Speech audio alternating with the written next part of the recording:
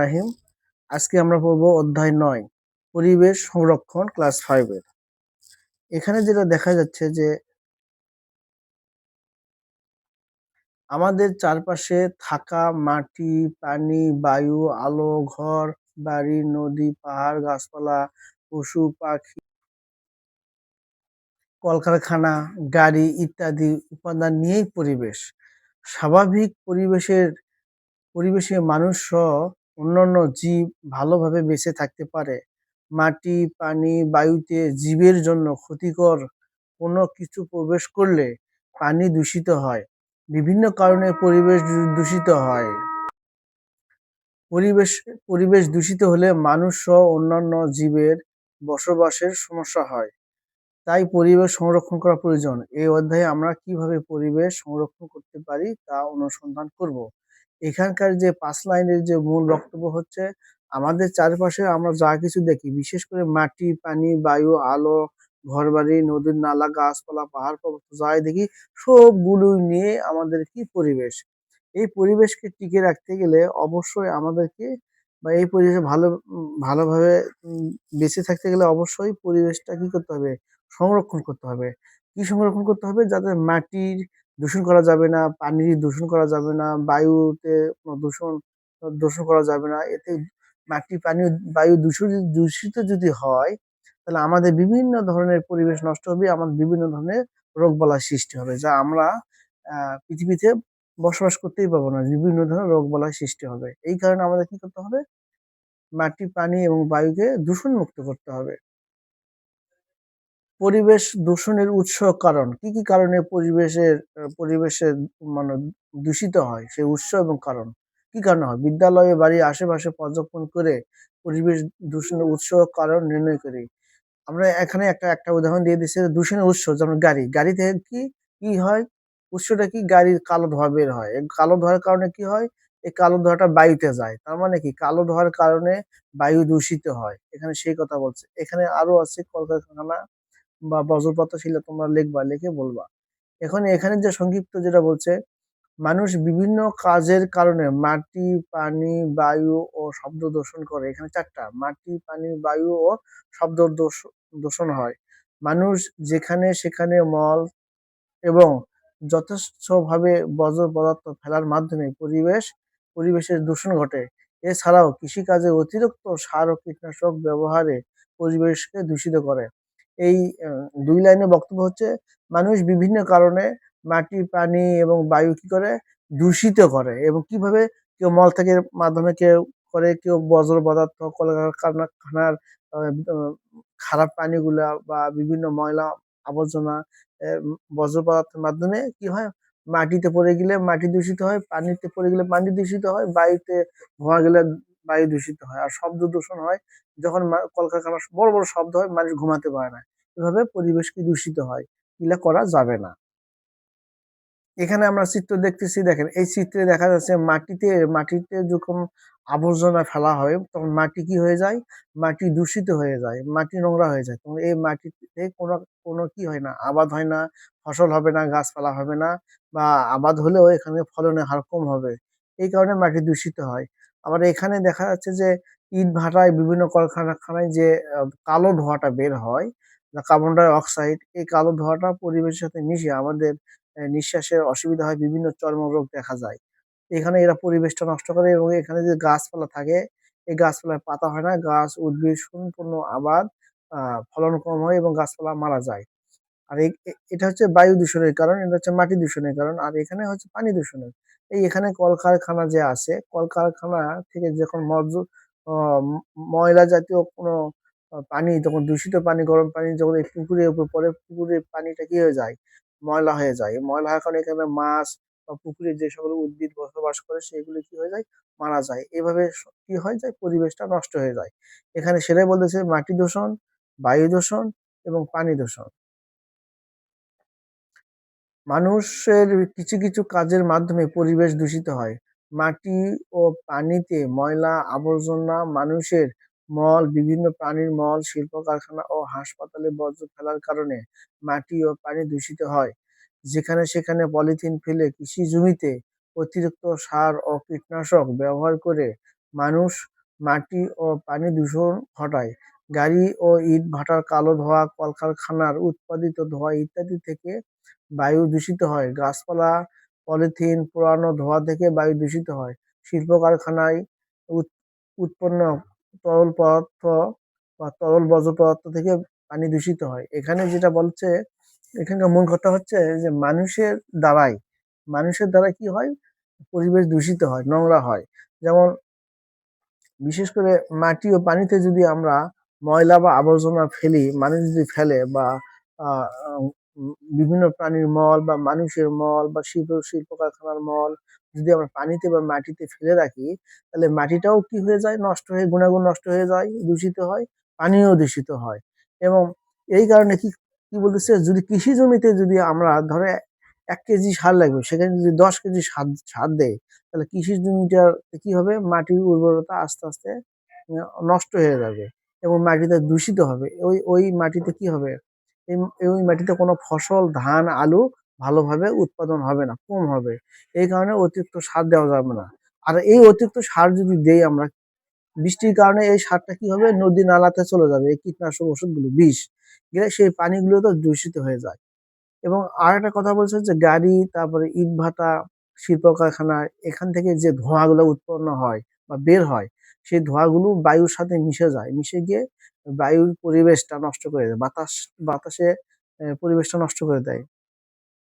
এই কারণে গাছপালা যখন আমরা পোড়াবো, তখন সেখান থেকে যে কালো ধোঁয়া, পলিথিন পোড়াবো সেখান থেকে কালো ধোঁয়া বের হয়ে আমার বায়ু কি করে, দূষিত করে, বায়ুকে নোংরা করে। এই কারণে এগুলো আমাদের কি করতে হবে, কমাতে হবে। শিল্প কারখানায় যে তরল পদার্থগুলো বের হয়, সেগুলো পানিতে চলে যায় এক পাইপের মাধ্যমে। এতে কি হয়, পানি দূষিত হয়। এগুলো আমাদের কি করতে হবে, কমাতে হবে বেঁচে থাকার জন্য। পরিবেশ দূষণের প্রভাব, পরিবেশ দূষণের ফলে আমাদের কি কি ক্ষতি হচ্ছে। এখন আমাদের পরিবেশ যদি দূষণ হয়, তাহলে কি কি ক্ষতি হচ্ছে। বাড়ি ও বিদ্যালয়ের আশেপাশে মাটি, পানি ও বায়ু দূষণ হচ্ছে কিনা তা খুঁজে বের করি। এখানে একটা উদাহরণ দেওয়া আছে, দেখেন। মাটি দূষণ কিভাবে হয়, দূষণের কারণে যেসব ক্ষতি হচ্ছে। মাটি দূষণের কারণে জমিতে আবাদ হচ্ছে না, ফলন কম হচ্ছে, আলু চাষ করলে আলু হচ্ছে না, গাছপালা, আমরা যখন গাড়ি, আমের গাছ হচ্ছে না, আমের গাছ হলেও ফলন কম হচ্ছে, এগুলো হচ্ছে। তাহলে প্রশ্ন হচ্ছে, পরিবেশ দূষণের ফলে কি ক্ষতি হচ্ছে। এখানে লিখছে যে মানুষের বিভিন্ন কাজের কারণে মাটি, পানি ও বায়ু দূষিত হয়। ৩টা, মাটি, পানি ও বায়ু দূষিত হয়। এই দূষণের কারণে মাটিতে ফসলের ক্ষতি হয়, পানি ব্যবহারের অযোগ্য হয় এবং মাছ সহ অন্যান্য জলজ প্রাণীর ক্ষতি হয়, যা বায়ু দূষণের কারণে আমাদের শ্বাস শ্বাস নিতে কি হয়, কষ্ট হয় এবং বিভিন্ন রোগ দেখা যায়। এখানকার যে ৩ লাইনে যে বক্তব্য হচ্ছে যে মানুষ বিভিন্ন কারণে আমরা মাটি, পানি এবং বায়ু দূষিত করি। এটা দূষণ করা যাবে না। এই দূষণের কারণে কি হয়, মাটির ফসলের যে ক্ষতি হয়, মাটির কারণে ফসলের ক্ষতি হয়। আর পানি কি হয়ে যায়, ব্যবহার করার জন্য অযোগ্য হয়ে পড়ে যায়।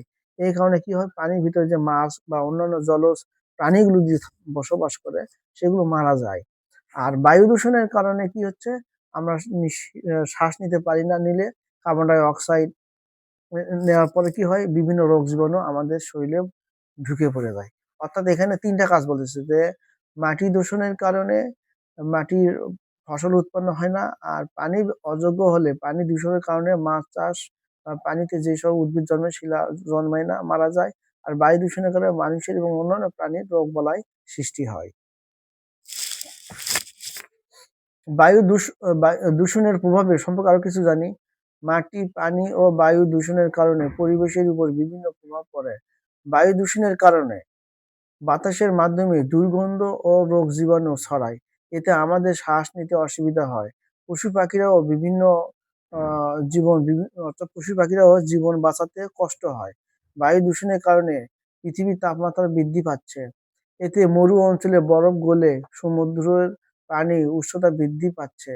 পৃথিবীর নিচু ভূমি পানিতে ডুবে যাচ্ছে। মানুষের আবাসস্থল কমে যায়।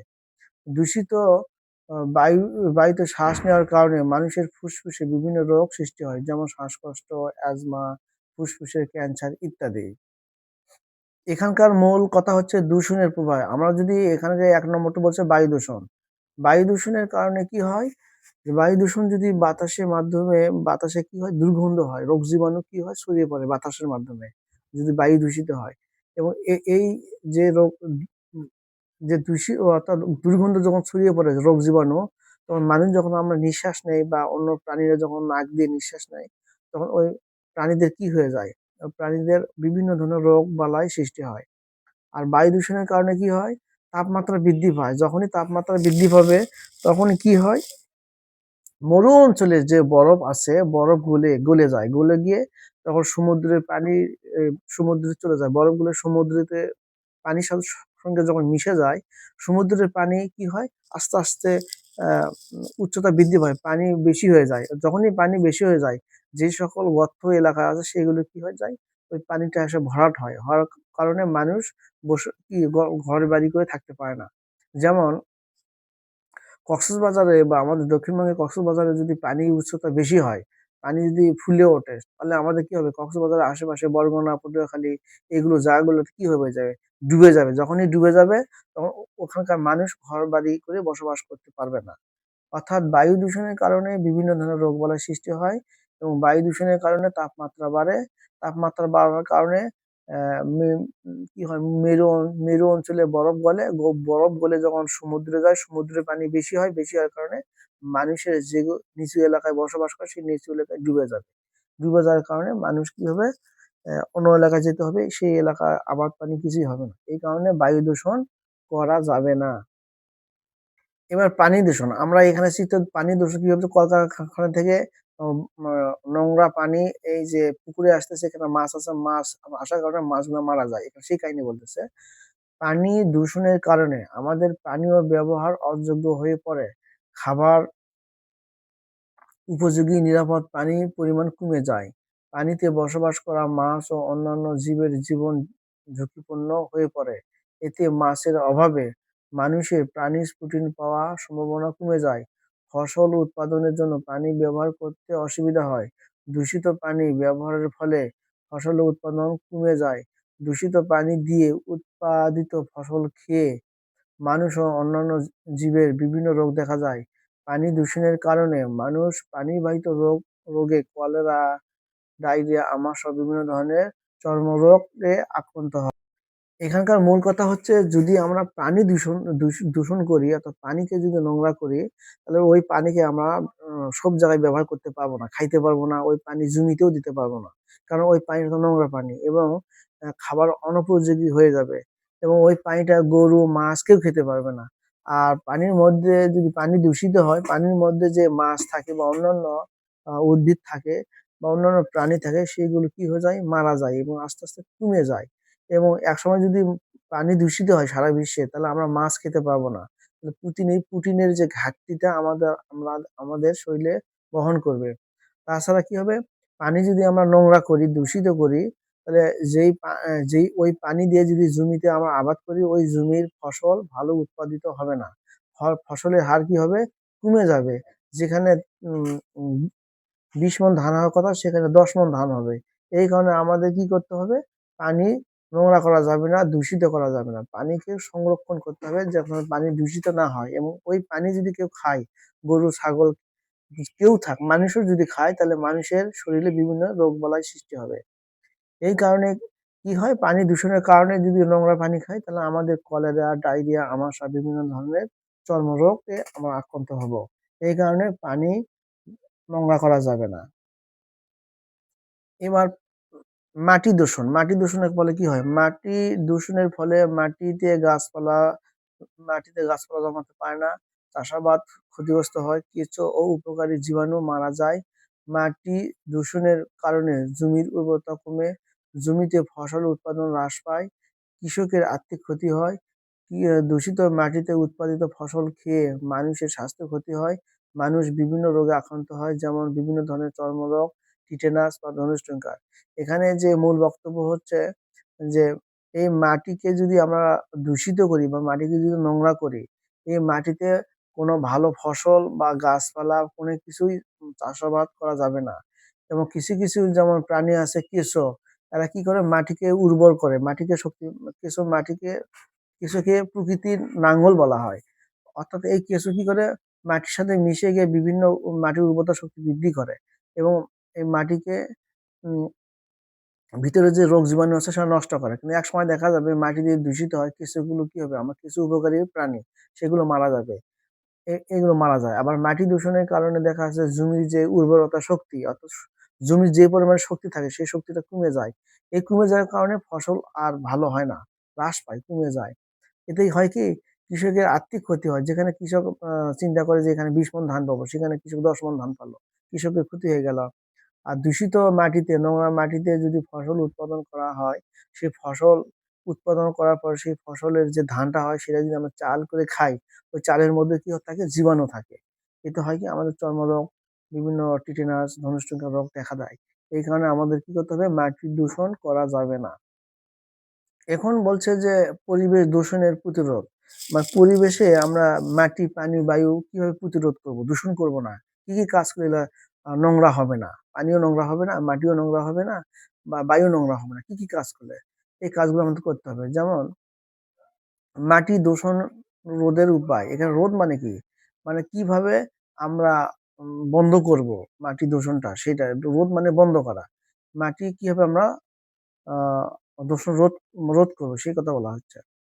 জমিতে চাষাবাদের ক্ষেত্রে রাসায়নিক সার ও কীটনাশকের ব্যবহার কমিয়ে জৈব সার, কম্পোস্ট, গোবর ইত্যাদি ব্যবহার বৃদ্ধি করে আবর্জনা, ময়লা ফেলার নির্ধারিত স্থানে ফেলে মাটি দূষণ রোধ করা যায়।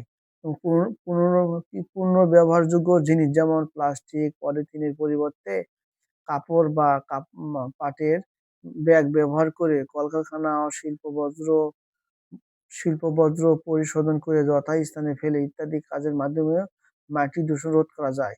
গাছের শিকড় মাটিকে আঁকড়ে ধরে রাখে ও মাটি কি করে ক্ষয় রোধ করে। তাই বেশি করে গাছ লাগিয়ে মাটির ক্ষয় রোধ করা যায়। এখানকার যে মূল বক্তব্যটা যা বলছে যে মাটি দূষণটা আমরা কিভাবে বন্ধ করব। আমরা করবো কি এই যে জমিতে কৃষকের যে জমিতে ধান চাষ করে বা আলু চাষ করে এই ক্ষেত্রে রাসায়নিক সার, কীটনাশক সার বেশি ব্যবহার করব না। ওই সার বা কীটনাশক সার ব্যবহার কমিয়ে দিব। দিয়ে আমরা ওখানে কি করব জৈব সার ব্যবহার করব। যেমন গোবর, লতাপাতা, পচা লতাপাতা ব্যবহার করব। এতে করলে হয় কি মাটির উর্বরতা শক্তি বৃদ্ধি পায়। আর আর যেগুলা নোংরা যেগুলা আবর্জনা, ময়লা সেগুলা আমরা কি করব নির্দিষ্ট একটা গর্ত করব।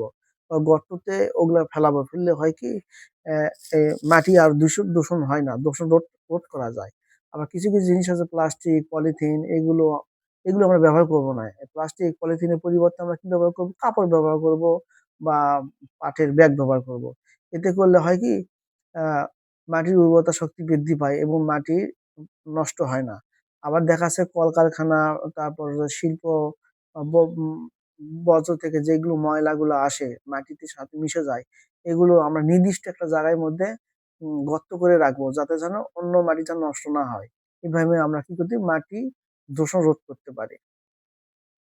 আবার আরেকটা করা যায় যে অনেক গাছপালা আমরা বপন করলাম। এতে হচ্ছে গাছের শিকড় মাটিকে ধরে রাখে, আঁকড়ে ধরে থাকে।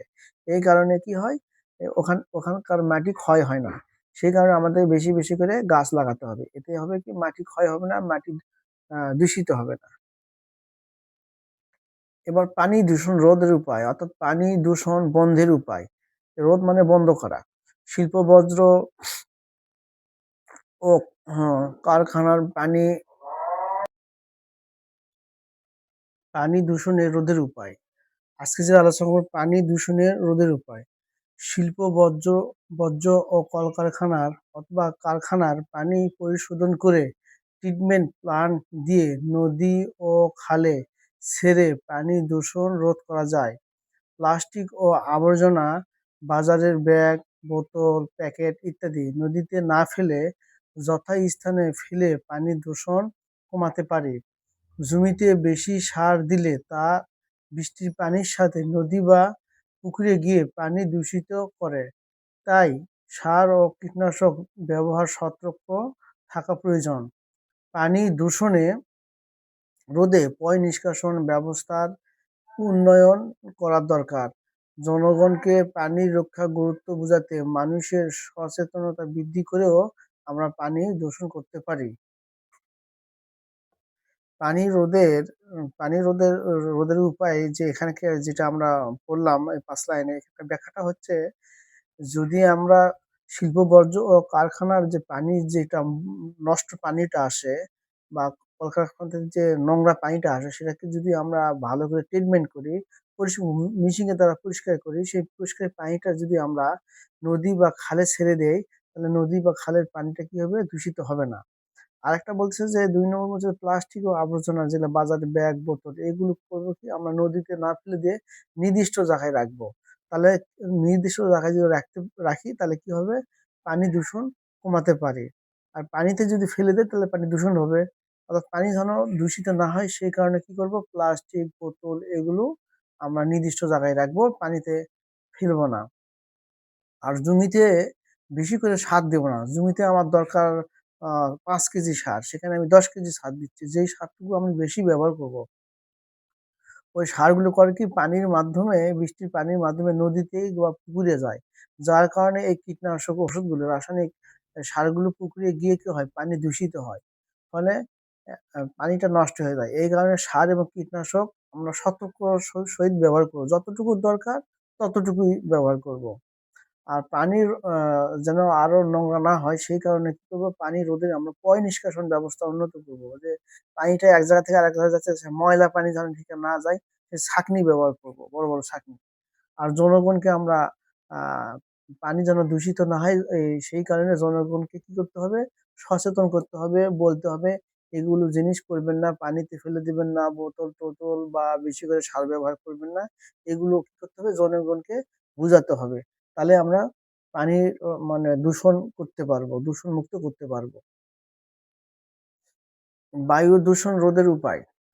বায়ু দূষণ রোধের জন্য পরিবেশ বান্ধব যানবাহন, সিএনজি চালিত গাড়ি, ইলেকট্রিক গাড়ি বা বাইসাইকেল বেশি ব্যবহার করা দরকার। গাড়ির ধোঁয়া নিয়ন্ত্রণ করার জন্য নিয়মিত গাড়ির ইঞ্জিন ও এক্সহস্ট সিস্টেম পরীক্ষা করে গাড়ি চালানো। কারখানার ধোঁয়া বা ধূলিকণা ফিল্টার বসিয়ে পরিশোধন করা। পলিথিন ও প্লাস্টিক পোড়ানো বন্ধ করা, বনায়ন ও বেশি গাছ লাগানো ইত্যাদি কাজের মাধ্যমে বায়ু দূষণ রোধ করতে পারি। তাই সচেতনতা, পরিবেশ বান্ধব কাজের অভ্যাস ও আধুনিক প্রযুক্তি ব্যবহার করে বায়ু দূষণ রোধ করা যায়। এখানকার যে ব্যাখ্যাটা হচ্ছে বায়ু দূষণ, বায়ু যেন নোংরা না হয়, বায়ু যেন দূষিত না হয়, বায়ু যেন আহ আহ, নোংরা না হয় সেই কারণে কি করব? বায়ু যেন কোনো সিএনজি গাড়ি বা কোনো ইলেকট্রিক গাড়ি আছে সেগুলো আমরা বেশি ব্যবহার করব, যেগুলোতে ধোঁয়া বের হয় না, যেমন সাইকেল, ভ্যান, রিক্সা।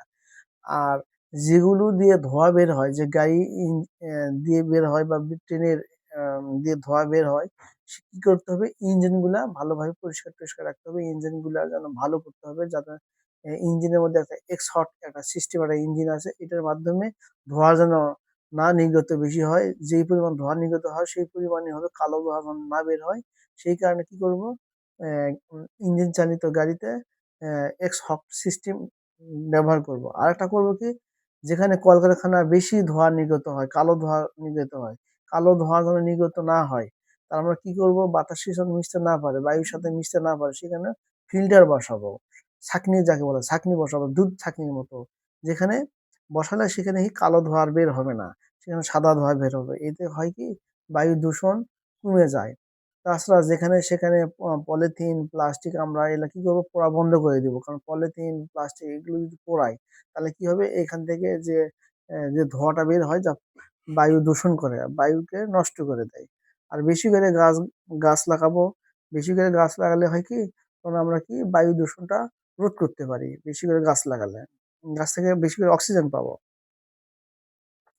তাই সচেতনতা ও পরিবেশ বান্ধব অভ্যাস করার জন্য আমরা আধুনিক ধরনের বিভিন্ন ধরনের প্রযুক্তি, বিভিন্ন ধরনের যন্ত্র আমরা ব্যবহার করব। এখানকার মূল কথা হচ্ছে যে এই গাড়ির ইঞ্জিন ধোঁয়া যেন না বের হয়, সঠিকভাবে যেন ধোঁয়া বের হয় সেই জন্য আমরা ফিল্টার ব্যবহার করব, বিভিন্ন সিস্টেম ব্যবহার করব, যত যেন ধোঁয়া রোধ করা যায়। পরিবেশ সংরক্ষণ। পরিবেশ সংরক্ষণের জন্য আমরা কি কাজ করতে পারি?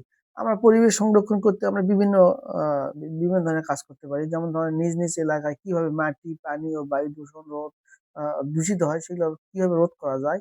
এই রোধ করলে আমার পরিবেশ সংরক্ষণ করা যায়। এটার যে আলোচনা বলছে এখানে সংক্ষেপে, যেসব কারণে মাটি পানি ও বায়ু দূষিত হয় সেসব কাজ পরিহার করতে হবে। বিশেষ করে পুকুর, খাল-বিল, নদী-নালা, পানিতে মলমূত্র, তরল বর্জ্য ফেলে পানি দূষিত হয়। এখানকার ব্যাখ্যাটা হচ্ছে যে মাটি, পানি ও বায়ু দূষিত হয় সেসব কাজ আমরা পরিহার করবো। মানে যেসব কাজ করলে মাটি, পানি, বায়ু দূষিত হয় সেগুলো কাজ আমরা করব না। আর বিশেষ করে আমরা পুকুর, খাল, বিল, নদী-নালাতে মলমূত্র, বর্জ্য পদার্থ, দূষিত জিনিস, আবর্জনা এগুলা ফেলাবো না। আর বর্জ্য পদার্থ থেকে যে বর্জ্য পদার্থগুলো কি যেখানে সেখানে আমরা ফেলবো না। নির্দিষ্ট জায়গায় রাখবো। তাহলে হবে কি মাটি, পানি, বায়ু দূষণ কম হবে। এখানটায় সেই কথা বলা হয়েছে। পরিবেশ সংরক্ষণ সম্পর্কে আরো কিছু জানি। পলিথিন, প্লাস্টিক পুনর্ব্যবহার করে জীবাশ্ম জ্বালানি ব্যবহার কমিয়ে পরিবেশ দূষণ রোধ করা যায়। এতে পরিবেশ সুরক্ষা হয়। বিদ্যুৎ ও জ্বালানির অপচয় রোধ করে পরিবেশকে রক্ষা করা যায়। বাড়ির ময়লা আবর্জনা যেখানে সেখানে না ফেলে নির্দিষ্ট স্থানে অথবা নিরাপদ স্থানে ফেলে পরিবেশ দূষণ কমানো যায়। বাড়ির ময়লা আবর্জনা পুনর্ব্যবহার করেও পরিবেশকে রক্ষা করা যায়। খোলা পায়খানা ব্যবহার না করে স্বাস্থ্যসম্মত পায়খানা ব্যবহার করে পরিবেশ দূষণ কমানো যায়। শিল্প কারখানার কঠিন ও তরল বর্জ্যকে সরাসরি মাটি ও পানিতে ফেললে ও গ্যাসীয় বর্জ্যকে সরাসরি বায়ুতে নির্গত করলে পরিবেশ দূষিত হয়। তাই শিল্প কারখানার কঠিন বর্জ্য পদার্থকে পরিশোধন করে মাটি, পানি ও বায়ুতে বায়ু দূষণ কমাতে পারি।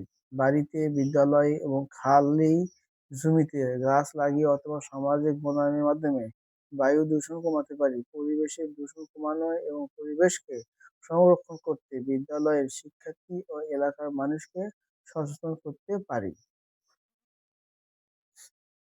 পরিবেশ সংরক্ষণ সম্পর্কে এখানকার যে ব্যাখ্যাটা বলতেছে যে পলিথিন, প্লাস্টিক এগুলো আমরা বা জীবাশ্ম জ্বালানি ব্যবহার করে কি করব আমরা কমিয়ে দেবো। অর্থাৎ আমরা বলছি পলিথিন, প্লাস্টিক এমন ভাবে আমরা পুনরায় ব্যবহার করবো মেশিন এর দ্বারা যাতে এগুলো পুনরায় ব্যবহার করা যায় এবং জীবাশ্ম জ্বালানি কমাবো, কম ব্যবহার করবো। এগুলো আমরা বেশি ব্যবহার করব না। আর এতে হয় কি পরিবেশটা সংরক্ষণ থাকে। মূল কথা হচ্ছে যে প্লাস্টিক, পলিথিন এগুলি ব্যবহার আমরা কম করব। আর যেহেতু বিদ্যুৎ বা বিভিন্ন ধরনের জ্বালানি অপচয় রোধ করব, বেশি করে বিদ্যুৎ যদি আমরা ব্যবহার করি, জ্বালানি অপচয় যদি করি তাহলে পরিবেশটা নষ্ট হয়ে যায়। গাছপালা কাটাতে হয়। আর যেখানে সেখানে কি করব আমরা ময়লা ফেলাবো না, নির্দিষ্ট জায়গায় ফেলাবো। এতে হবে কি পরিবেশটা দূষণ মুক্ত হবে। আর যদি আমরা যেখানে সেখানে ময়লা, খোলা জায়গায় পায়খানা এগুলো করি তাহলে মাটি দূষিত হবে, বায়ু দূষিত হবে, পানি দূষিত হবে। এই কারণে আমরা কি করব নির্দিষ্ট জায়গায় মলমূত্র, পায়খানা, আবর্জনা রাখবো। আর শিল্প কারখানা থেকে যে কঠিন ও তরল বর্জ্য পদার্থগুলো যেগুলো দূষিত নোংরা পানি বা নোংরা ধোঁয়া বা নোংরা আবর্জনা যেগুলো আসে সেগুলো যেন পানিতে মিশতে না পারে, মাটিতে মিশতে না পারে, সেগুলো কি করতে হবে সেগুলো পরিশোধন করতে হবে ছাঁকনির মাধ্যমে। তাহলে এতে হবে কি তখন পরিবেশ সুন্দর থাকবে। এবং আমরা আরো একটা কাজ করব যে বিদ্যালয়ের যে আশেপাশে বা বাড়ির আশেপাশে যে আবর্জনা বা ময়লা নোংরা জিনিসগুলো থাকে এটা নির্দিষ্ট জায়গায় ফেলাবো। এতে হবে কি পরিবেশ আহ দূষণ কম হবে, পরিবেশ সুন্দর থাকবে। এই কারণে পরিবেশ দূষণ কমানোর জন্য আমাদের কি করতে হবে পরিবেশ সংরক্ষণ করতে বিদ্যালয়ের শিক্ষার্থী এবং সাধারণ জনগণের মধ্যে প্রচার করতে হবে যেখানে সেখানে ময়লা ফেলাবেন না, নির্দিষ্ট জায়গায় ফেলাবেন। এতে করে মাটি, পানি, বায়ু দূষণ কম হবে, নোংরা কম হবে এবং আমরা পরিবেশটা ভালো থাকবে। এখানে এই কথাটা বলা হয়েছে। এখানে কিছু কিছু মানে ৪টা প্লাস্টিকের মানে বর্জ্য নির্দিষ্ট পাত্রে রাখার একটা ব্যবস্থা করা হয়েছে। এটা হচ্ছে পচনশীল বস্তু ফেলাবো, কাঁচ জাতীয় বস্তু এখানে ফেলাবো, প্লাস্টিক জাতীয় এই বোতল এই বক্সে ফেলাবো, আর ধাতু পদার্থ এই বক্সে ফেলাবো, লোহা জাতীয় জিনিসগুলো এই বক্সে, প্লাস্টিকের এই বক্সে, কাঁচ জাতীয় এই বক্সে, পচনশীল এই বক্সে। এটা রাখলে হয়তো এখান থেকে নিয়ে আমরা যে কাজটা করবো সেই কাজ করবো। এখান থেকে কাজ নিয়ে কাজ গলে অন্য কাজ তৈরি করবো, প্লাস্টিক নিয়ে প্লাস্টিক করে আমরা পুনরায় প্লাস্টিক তৈরি করবো। আমরা নিয়মিত যদি গাছের পরিচর্যা করি সরিষা গাছে বা বিভিন্ন গাছে বা ফুলের গাছে মনটা ভালো থাকবে, পরিবেশটা ভালো থাকবে। সামাজিক সামাজিক বনায়ন যদি করি বাড়ির আশেপাশে আঙিনায় গাছপালা লাগায়, দেখবে কি সুন্দর সবুজ থাকে এবং দেখতে সুন্দর লাগে। এটাই হচ্ছে আজকের এই পর্যন্তই পড়া, এই অনুষ্ঠানের শেষ। যাই হোক, আমরা পড়লাম, এই জন্য সকলকে ধন্যবাদ। আসসালামু আলাইকুম।